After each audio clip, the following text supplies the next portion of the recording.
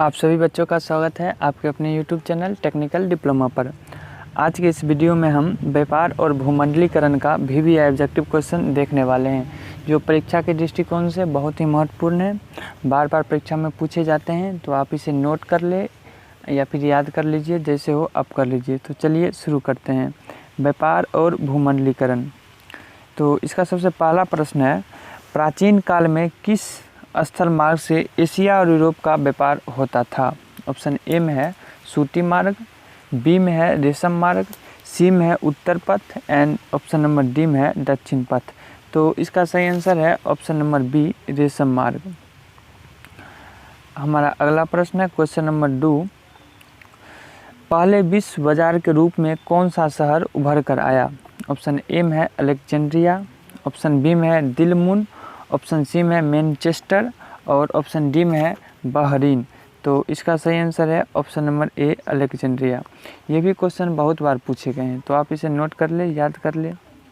हमारा अगला प्रश्न है क्वेश्चन नंबर 3, आधुनिक युग में अर्थव्यवस्था के क्षेत्र में होने वाली सबसे बड़ी क्रांति कौन सी थी?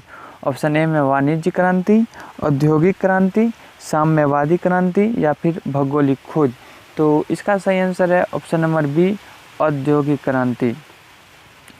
हमारा अगला प्रश्न है क्वेश्चन नंबर 4, गिरमिटिया मजदूर बिहार के किस क्षेत्र से भेजे जाते थे? ऑप्शन ए में पूर्वी क्षेत्र, पश्चिमी क्षेत्र, उत्तरी क्षेत्र या फिर ऑप्शन नंबर डी, दक्षिणी क्षेत्र। तो इसका सही आंसर है ऑप्शन नंबर बी, पश्चिमी क्षेत्र से गिरमिटिया मजदूर भेजे जाते थे। अगला प्रश्न है क्वेश्चन नंबर 5, विश्व बाजार का विस्तार आधुनिक काल में किस समय से आरंभ हुआ? ऑप्शन ए में 15वीं शताब्दी से, 18वीं शताब्दी से, 19वीं शताब्दी से या फिर ऑप्शन नंबर डी, 20वीं शताब्दी से। तो इसका सही आंसर है ऑप्शन नंबर बी, 19वीं शताब्दी से। हमारा अगला प्रश्न है क्वेश्चन नंबर 6, विश्वव्यापी आर्थिक संकट किस वर्ष आरंभ हुआ था? ऑप्शन ए में 1914 ईस्वी, 1922 ईस्वी, 1929 ईस्वी या ऑप्शन नंबर डी, 1927 ईस्वी। तो इसका सही आंसर है ऑप्शन नंबर सी, 1929 ईस्वी। हमारा अगला प्रश्न है क्वेश्चन नंबर 7, आर्थिक संकट के कारण यूरोप में कौन सी नई शासन प्रणाली का उदय हुआ? ऑप्शन ए में साम्यवादी शासन प्रणाली, लोकतांत्रिक शासन प्रणाली, फांसीवादी नाजीवादी शासन एंड ऑप्शन नंबर डी, पूंजीवादी शासन प्रणाली। तो इसका सही आंसर है ऑप्शन नंबर सी, फांसीवादी नाजीवादी शासन। अगला प्रश्न है क्वेश्चन नंबर 8, जो बहुत बार पूछा गया बोर्ड एग्जाम में, ब्रिटेन वुड्स सम्मेलन किस वर्ष हुआ? 1945 ईस्वी में, 1947 ईस्वी में, 1944 ईस्वी में या फिर ऑप्शन नंबर डी, 1952 ईस्वी में। तो इसका सही आंसर है ऑप्शन नंबर सी, 1944 ईस्वी में। अगला प्रश्न है क्वेश्चन नंबर 9, भूमंडलीकरण की शुरुआत किस दशक में हुई? ऑप्शन ए में 1990 के दशक में, 1970 के दशक में, 1960 के दशक में, 1980 के दशक में। तो इसका सही आंसर है ऑप्शन नंबर डी, 1980 के दशक में।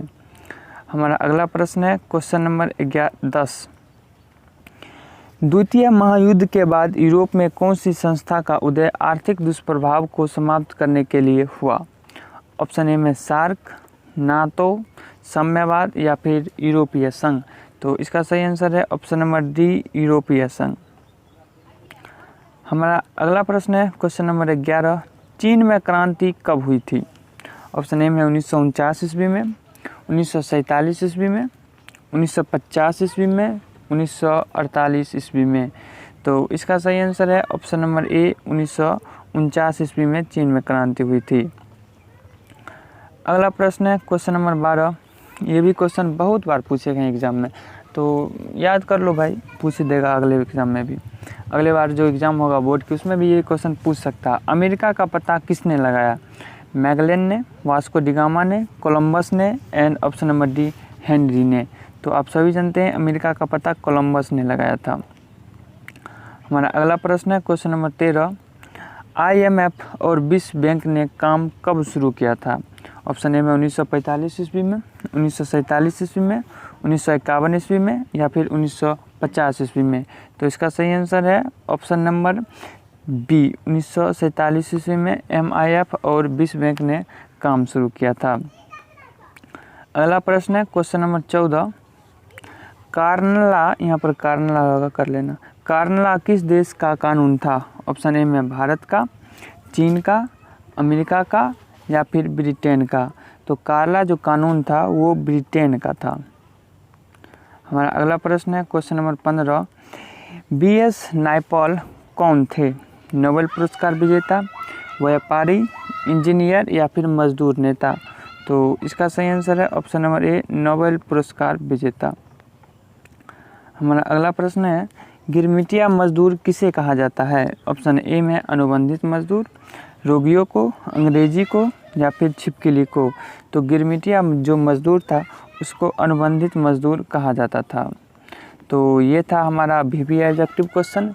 सभी क्वेश्चन इंपॉर्टेंट है, बार बार परीक्षा में पूछे जाते हैं। तो इसी तरह के वीडियो देखने के लिए आप चैनल को सब्सक्राइब कर लें, बेल आइकन को भी दबा लेना ताकि इस तरह के वीडियो आपको मिलते रहे। तो चलिए इसी पर करते हैं वीडियो को समाप्त। पढ़ाई करते रहिए। All the very best.